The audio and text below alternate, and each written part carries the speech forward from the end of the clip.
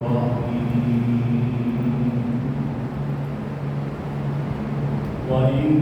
تَعُدُّوا نِعْمَةَ اللَّهِ لَا تُحْصُوهَا وقال الله تعالى لئن شكرتم لأزيدنكم ولئن كفرتم إن عذابي لشديد صدق الله مولانا العظيم وصدق رسوله النبي الكريم اللهم صل على سيدنا ومولانا محمد وعلى آل سيدنا ومولانا محمد وأصحاب سيدنا ومولانا محمد وبارك وسلم عليه. انتہائی قابل صد احترام بزرگوں اور عزیز دوستوں، آج اگست کی 11 تاریخ ہے اور 2 دن کے بعد 14 اگست وہ دن آنے والا ہے جس میں اللہ رب العزت نے ہمیں ایک آزاد ملک عطا کیا. یہ اللہ رب العزت کی بہت بڑی نعمت ہے. قرآن کریم میں اللہ رب العزت ارشاد فرماتے ہیں لئن شکرتم لأزیدنکم، اگر تم میری نعمتوں کا شکر ادا کرو گے میں نعمتوں میں اضافہ کرتا جاؤں گا. وَلَئِن كَفَرْتُمْ إِنَّ عَذَابِي لَشَدِيدٌ، اور اگر تم میری نعمت کی ناشکری کرو گے تو میرا عذاب بڑا سخت ہے، میری گرفت بڑی سخت ہے. اللہ رب العزت نے انسان کو بہت نعمتوں سے نوازا ہے، اور نعمتوں کی بھی 2 قسمیں ہیں. ایک قسم وہ نعمتیں جو شخصی نعمتیں، انفرادی نعمتیں، اور ایک قسم وہ ہے جس سے اجتماعی نعمتیں کہا جاتا ہے.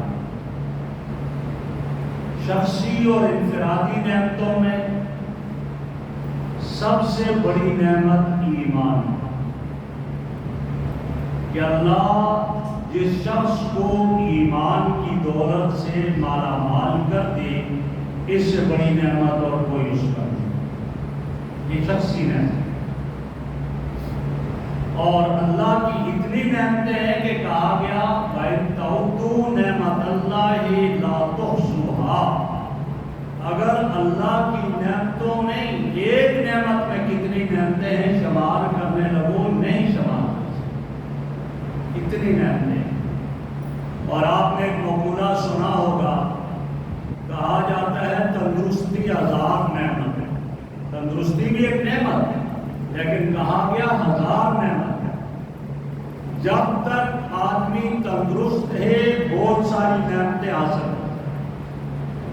اور جب بیمار ہو جائے تو کئی نعمتوں سے اس کو پرہیز کرنا پڑتی ہے. شوگر کا مریض ہو میٹھے سے پرہیز، بلڈ پریشر کا مریض ہو نمکین چیزوں سے پرہیز، کولسٹرول کا مریض ہو چکنائی والی چیزوں سے پرہیز. تو جو بیماریاں بڑھتی جائے گی اور یہ تندرستی والی نعمت چھپتی جائے گی، یہ شخص بہت ساری نعمتوں سے محروم ہو جائے. اور اگر تندرستی ہے تو بہت ساری نعمتیں اس کو ملیں گی. تو میں یہ عرض کر رہا ہوں کہ ایمان سب سے بڑی نعمت، انفرادی اور شخصی نعمتوں، تندرستی بڑی نعمت ہے. اور بہت ساری نعمت. اور دوسری جو نعمت ہے وہ ہے اجتماعی نعمت. اور اجتماعی نعمتوں میں سب سے بڑی نعمت آزاد پرامن ملک، یہ بہت بڑی نعمت. اجتماعی نعمتوں میں اس سے بڑی نعمت اور کوئی نہیں ہے کہ اللہ کسی قوم کو ایک آزاد ملک دے دے اور پرامن ملک عطا کر دے. یہ بہت قیمتی نعمت ہے. اور یہ ملک ہمیں مملکت خدا داد پاکستان 14 اگست 1947 کو رب کائنات نے مجھے اور آپ کو عطا کیا اور اس نعمت سے نوازا. یہ بہت بڑی اور قیمتی نعمت ہے. اس کا اندازہ مجھے اور آپ کو نہیں، اس لیے کہ میں نے اور آپ نے اس ملک کو بنتے ہوئے نہیں دیکھا. جنہوں نے اس ملک کو بنتے ہوئے دیکھا ہے ان سے پوچھئے کتنی قیمت اس ملک کے لیے انہیں چکانا پڑی ہے. قیمتی چیز اس کی حفاظت بھی زیادہ کی جاتی ہے، قیمتی چیز کی قدر بھی زیادہ کی جاتی ہے، قیمتی چیز کے لیے قربانیاں بھی زیادہ کی جاتی ہے. ریاست مدینہ کے بعد لا الہ الا اللہ محمد رسول اللہ کی بنیاد پر جو ریاست اور جو مملکت مارز وجود میں آئی ہے وہ مملکت اسلامیہ پاکستان کی صورت میں رب کائنات نے مجھے اور آپ کو عطا کی ہے. اور اتنی بڑی نعمت ہے کہ جس کی بہت قیمت چکانا ہے. جن لوگوں نے دیکھا ان کا کہنا ہے کہ اس ملک کی خاطر 75,000 نوجوانوں کو اغوا کیا گیا، جن میں سے 50 کو بازیاب کیا گیا، لیکن 25,000 نوجوانوں کا کچھ پتہ نہیں کہ ان کی جوانی کہاں گئی. وہ اس ملک کی بنیادوں میں ان کی جوانی، اس کے گارے میں ان کی جوانی کا خون شامل ہے. 75,000 عورتوں کی عزتوں کو لوٹا گیا اور عورتوں کی عزتیں اس ملک کی بنیادوں میں شامل ہیں. اور اس کے بننے کے بعد جو اخبارات میں جو فگر آیا، نوائے وقت پاکستان کے اس کے حوالے سے جو فگر بیان کیا کہ اس ملک کے لیے 10 لاکھ انسانوں نے اپنی جانوں کی قربانی پیش کی ہے. گویا اس ملک کی بنیادوں میں 10 لاکھ انسانوں کے خون اور ان کا گویا قربانی اور ان کے گوشت اور ان کی ہڈیاں اس کی بنیادوں میں گارا بن کر شامل ہوئی ہے. اور ہندوستان کے اخبار کے مطابق 6 لاکھ انسانوں کی قربانی اس کی بنیادوں میں شامل ہے. تو یہ ملک اتنی بڑی نعمت مجھے اور آپ کو ملی ہے جس کی قیمت 75,000 نوجوان، 75,000 خواتین اور 10 لاکھ انسانوں کے خون کی صورت میں دی گئی ہے. صرف یہی نہیں بلکہ اس ملک کے لیے کتنی مساجد کو قربان کیا گیا، کتنے مدارس کو قربان کیا گیا، کتنے کتب خانوں کو قربان کیا گیا. اس ملک کے حصول کے لیے یہ سب کچھ کیا گیا. اتنی بڑی قربانی ہے میرے بھائیوں.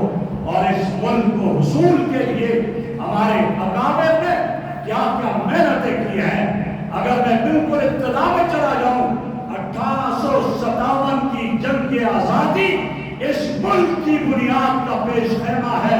اس لیے کہ جب برطانیہ ایسٹ انڈیا کمپنی کے ذریعے بڑے صغیر پاک و ہند پر قابض ہوا تھا، اس وقت یہ نعرہ بلند کیا تھا کہ ہم بڑے صغیر میں اتنی کوشش کر جائیں گے کہ یہاں کے لوگ شکل و صورت کے اعتبار سے تو ہندوستانی ہوں گے، سوچ و فکر کے اعتبار سے انگلستانی ہوں گے.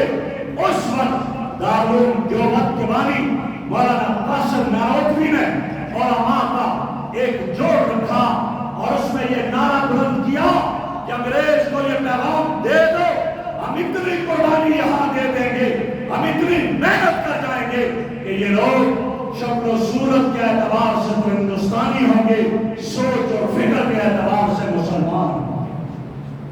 اور جب کہا گیا انگریز سے ٹکرانا چاہتے ہو جن کا صورت کی حکومت کا غروب نہیں ہوتا، تو کہا ہاں ٹھیک ہے، زیادہ تو ہے، ہم کم ہی صحیح، لیکن بدر کے 313 کے فگر سے کم نہیں ہے۔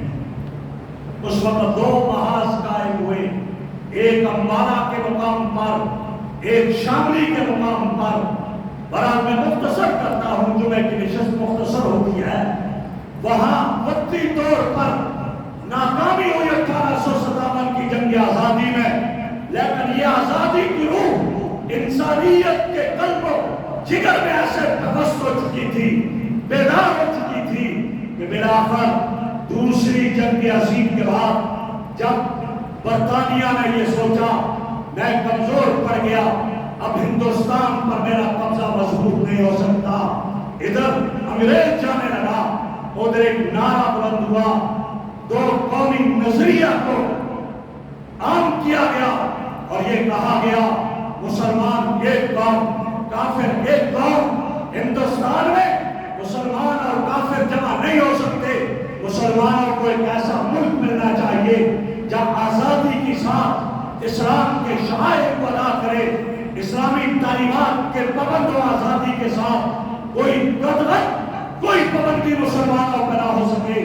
اس وقت مسلم لیگ کی قیادت کرتے ہوئے قائد اعظم محمد علی جناح نے ایک آواز بلند کی، پاکستان کا مطلب کیا، لا الہ الا اللہ کی بنیاد پر ایک نعرہ بلند کیا گیا، اور ادھر مسلم لیگ نے پاکستان کی آزادی اور پاکستان کے قیام کے لیے تحریک چلائی، ادھر کانگریس نے پاکستان کے متحد ہونے کا نعرہ بلند کیا۔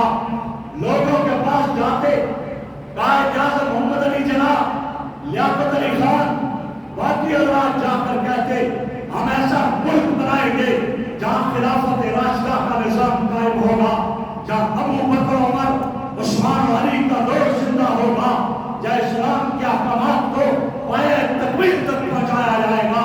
لیکن لوگ کہتے تھے پہلے اپنی شکل و صورت دیکھو پھر بات کرو، تم ایسا نہیں کر سکتے ہو، اور ادھر وہ لوگ جو ہے یہ نہیں مانتے۔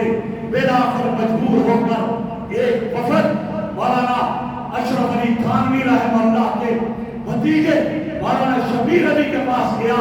ہم جہاں جاتے ہیں لوگ ہماری بات نہیں مانتے کہ تمہارے ساتھ علماء نہیں ہے، ہمارا ساتھ دیجیے گا۔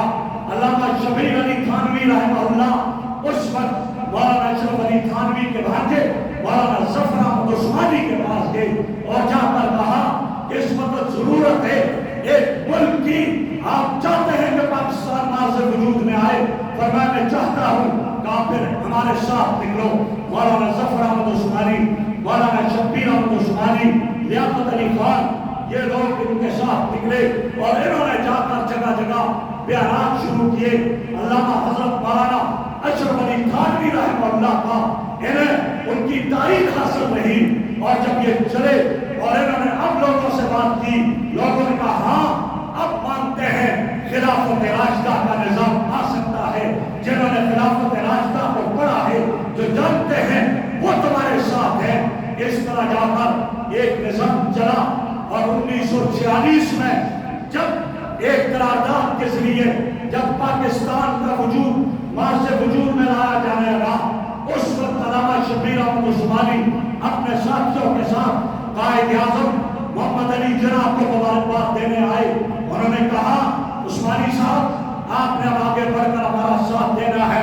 علامہ شبیر احمد عثمانی، علامہ ظفر احمد عثمانی، ان لوگوں نے اپنے ساتھیوں کو ساتھ ملایا اور یہ چلے، اور اس وقت سرحد کا ریفرنڈم اور بنگلہ دیش سرحد کا ریفرنڈم سب سے بنیادی حیثیت رکھتا تھا پاکستان کے مارچ وجود آنے میں۔ لہٰذا علامہ شبیر احمد عثمانی نے پیر آف مانکیشری اور پیر آف زگوٹی ان کی دعوت پر KPK کا دورہ کیا، سرحد کا دورہ کیا۔ پشاور میں ایک بہت بڑا اجتماع ہوا جہاں پر ان کے بیانات ہوئے، جس کی وجہ سے سرحد کا ریفرنڈم کامیاب ہوا، پاکستان کے حق میں ریفرنڈم ہوا، اور بنگلہ دیش سرحد کے مقام پر ایک جو ہے اجتماع ہوا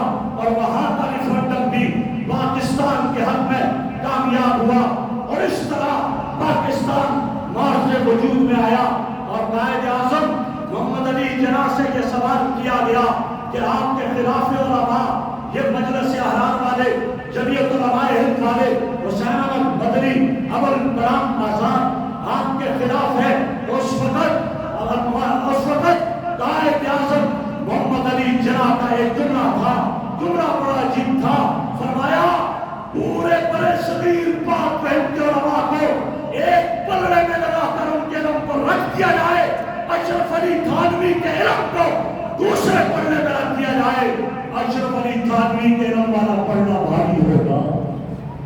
میرے ساتھ تو اتنا بڑا عالم ہے کہ جو ان سارے علماء کے علم پر جس کا علم بھاری اور وزنی ہے، اس وقت جا کر یہ ریفرنڈم کامیاب ہوا اور ہمارا یہ ملک پاکستان مرصع شہود پر آیا، مارز وجود میں آیا، اور اس وقت قائد اعظم محمد علی جناح نے کراچی میں پاکستان کا جھنڈا علامہ شبیر احمد عثمانی کے ہاتھ میں دیا۔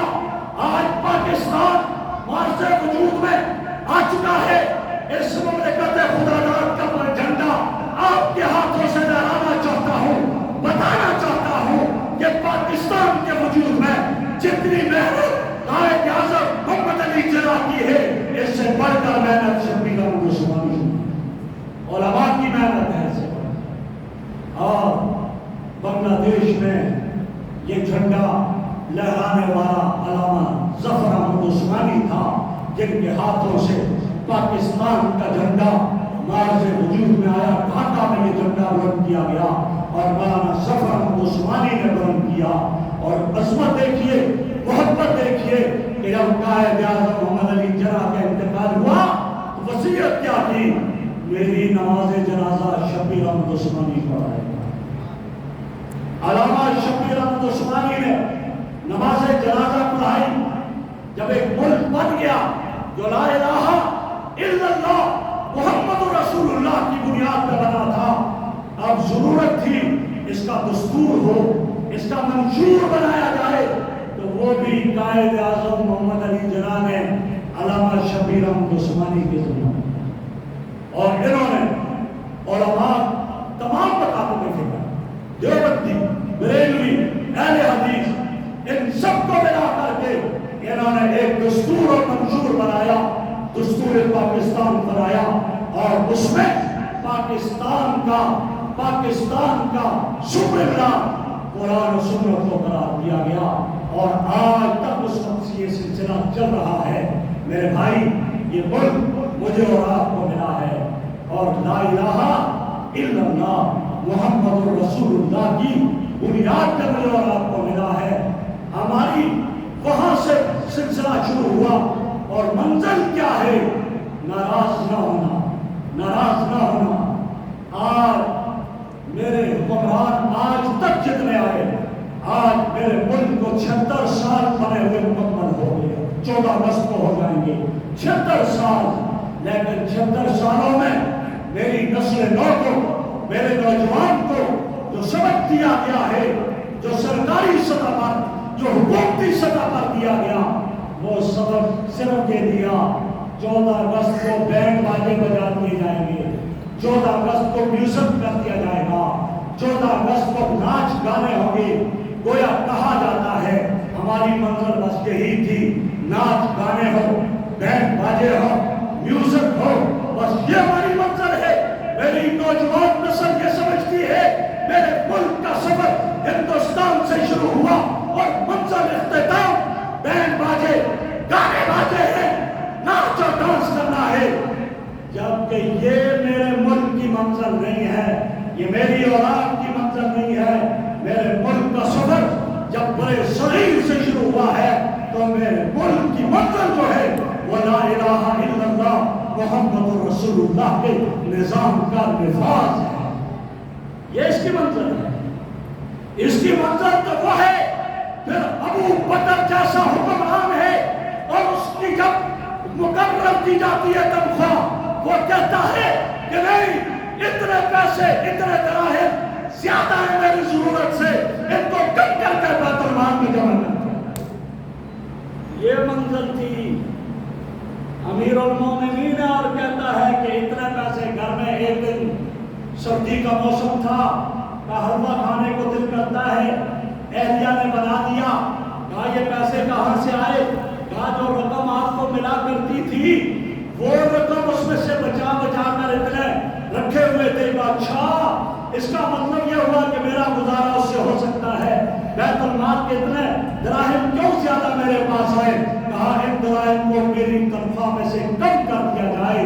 میں آپ سے سوال کرتا ہوں، کیا پاکستان کے بننے کی منزل یہ تھی کہ بڑے بڑے 1.5 لاکھ 15 لاکھ لینے والے ان کے بجلی کے بل فری ہوں گے، ان کا پیٹرول فری ہوگا، ان کے ٹکٹ فری ہوں گے، اور 1000 کی دہاڑی لگانے والا بجلی کا بل بھی ادا کرے گا، پیٹرول بھی مہنگا اس کے لیے ہوگا، اس کے لیے گیس بھی مہنگی ہوگی، اس کے لیے جینا مشکل ہو جائے گا؟ یہ پاکستان کی منظر نہیں۔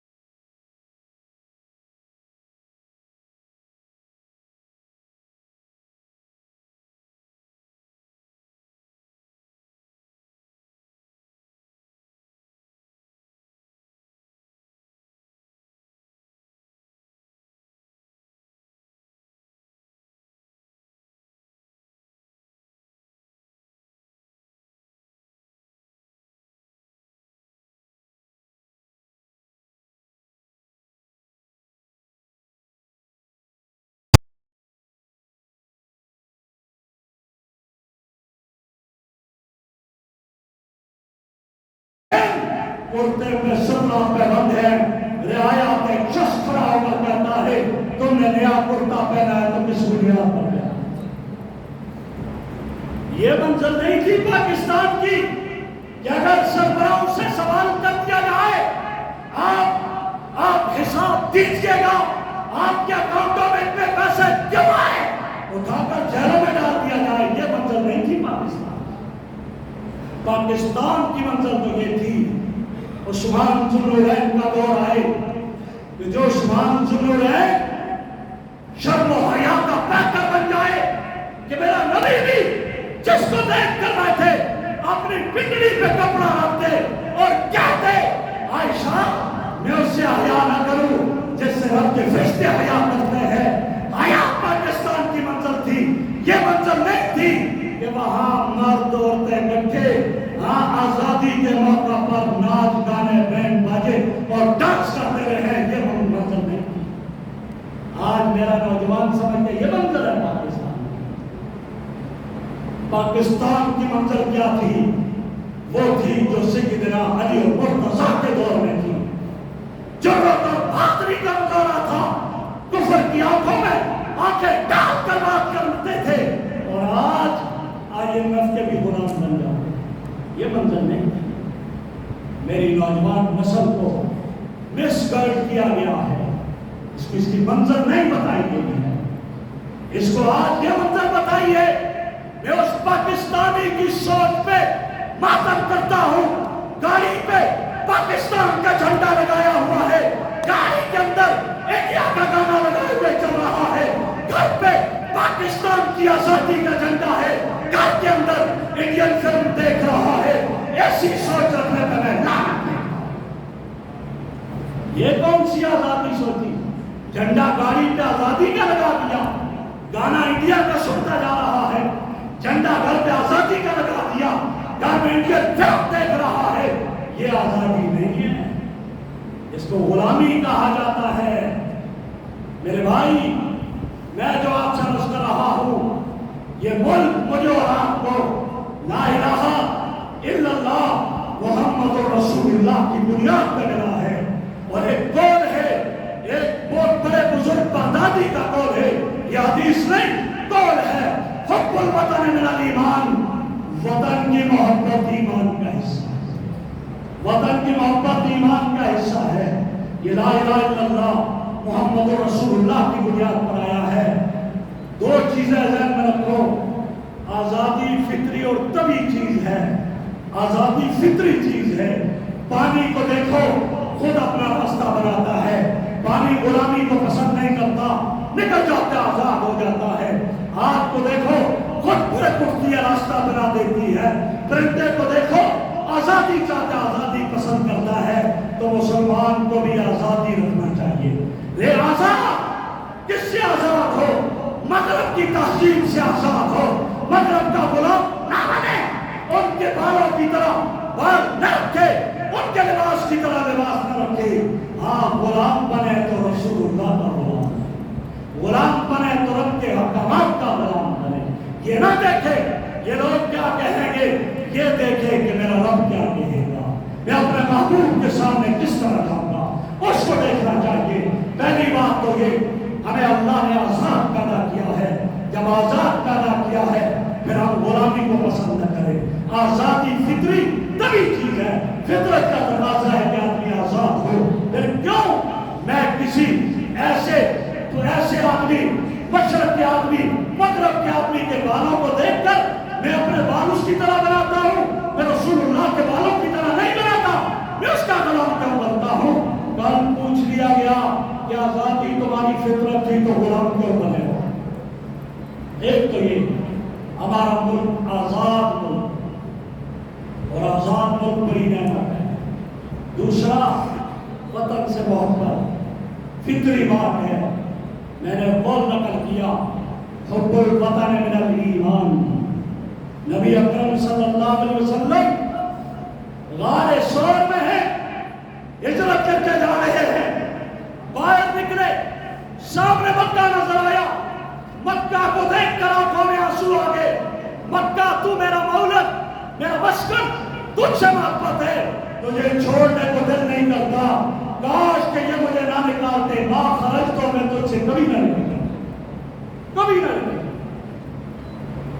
मदीना मुनव्वरा गए, एक शख्स आपकी खिदमत में हाजिर हुआ, आया, बैठा। हजरत आयशा ने पूछा रज़ी अल्लाह अन्हा, क्या हाल है मक्का का? कहा मक्का की कैफियत फला जगह ऐसी, फला जगह ऐसी, फला जगह ऐसी। मेरे आका की आंसू में आंखों में आंसू आ गए। फरमाया खामोश हो जाओ, बस करो, हमारे गम को ज्यादा न करो। वतन की मोहब्बत फितरी बात है। मैं इस मुल्क में पैदा हुआ, इसकी मोहब्बत मेरे दिलों, मेरे रगों, मेरे दिमाग में रच बस चुकी है। क्यों मैं इस वतन के खिलाफ सोचूंगा? और सैयदना अली और मुर्तजा रज़ी अल्लाह तआला अन्हु का इरशाद है, चार नेमत अल्लाह जिसको अता कर दे बड़ा खुशकिस्मत है। उनमें एक नेमत बता दी, फरमाया अपने वतन जहां पैदा हुआ वहां की मजदूरी मिल जाए, इससे बड़ी नेमत और कोई नहीं। अपना वतन, तो ये मुल्क मेरा और आपका वतन है। हम इसमें पैदा हुए, हम बड़े हुए, हमारे खून पसीने से ये बना है। और मुझे चढ़ते सूरज की तरह यकीन है, इसको लूटने वाले लूटते रहे हैं, बाद में भी लूटेंगे, लेकिन ये ला इलाहा इल्लल्लाह के नाम पे बना है। इंशाअल्लाह ये कायम और दायम रहेगा। इंशाअल्लाह दुनिया की कोई चीज इसे नहीं मिटा सकती है, कोई ताकत नहीं मिटा सकती है, कोई कुव्वत नहीं मिटा सकती है। इसको मिटाने वाले मिट गए हैं और मिटते रहेंगे, और ये इंशाअल्लाह जिंदा जावेद रहेगा। क्यों? इसका जब नारा बुलंद हुआ था तो उस नारे में आज भी वो खून बोलता है, आज भी वो मौत की समय बोलती है, आज भी वो जवानों की जवानी बोलती है, वो बूढ़ों का बुढ़ापा बोलता है। पाकिस्तान का मतलब क्या? ला इलाहा इल्लल्लाह लेके रहेंगे, पाकिस्तान बच के रहेगा हिंदुस्तान। ये एक नारे है, वो कुर्बानियां हैं जो कुर्बानियां कभी भी फरामोश नहीं की जा सकती। हाँ, इतनी बात मैं जरूर अर्ज करूंगा, नाराज ना होना, मैं जरूर अर्ज करूंगा। और अपने बच्चों के दिलो दिमाग में ये बात डाल दो, दस्तक देकर डाल दो कि कल وہ مائیں جن کی سطح رکی تھی، وہ جوان جن کی جوانی آ گئی تھی، وہ بوڑھے جن کا بڑھاپا اس ملک کے لیے گیا تھا، وہ کہیں ہمارے گریبان کو پکڑ کر یہ نہ کہہ دے کہ کیا ہم نے اس لیے قربانیاں دی تھی کہ پاکستان میں نہ صرف آزادی کے موقع پر ناچ گانا ہو، آزادی کے موقع پر بھنگڑے گانے جائیں اس لیے دی تھی؟ نہ، ہماری قربانیاں اس لیے نہیں تھی، ہماری قربانیاں تو اس لیے تھی کہ پاکستان میں لا الہ الا اللہ محمد رسول اللہ کا نظام قائم ہو۔ اور مولانا غلام غوث ہزاروی کا عجیب جملہ میرے دل و دماغ میں پھر رہا ہے، عرض کر کے بات ختم کرتا ہوں۔ وہ فرماتے ہیں کہ کاش کہ اس وقت اگر اتنا جذبہ تھا جب یہ ملک آزاد ہوا تھا، جوانوں کا بھی جذبہ تھا، بوڑھوں کا، عورتوں کا جذبہ تھا، اگر اس وقت صرف جھنڈے ہی نہ لہراتے، اس وقت اگر جہاد کا جذبہ قوم میں اجاگر کرتے، خدا کی قسم وقت دور نہیں تھا کہ لال قلعے پہ بھی پاکستان کا جھنڈا لہراتا، اگر اس وقت کے جذبہ قوم میں اجاگر کر دیا جاتا۔ لیکن اس وقت تو یہ آزادی کے جشن منانے میں رہ گئے اور سلسلہ رہ گیا۔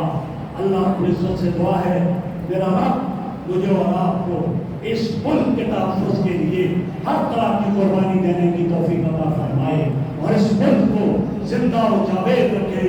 جو دنیا کی آنکھوں میں کھٹک رہا ہے، اللہ رب العزت اس کے رعب و دبدبے کو پوری دنیا میں قائم و قائم رکھے۔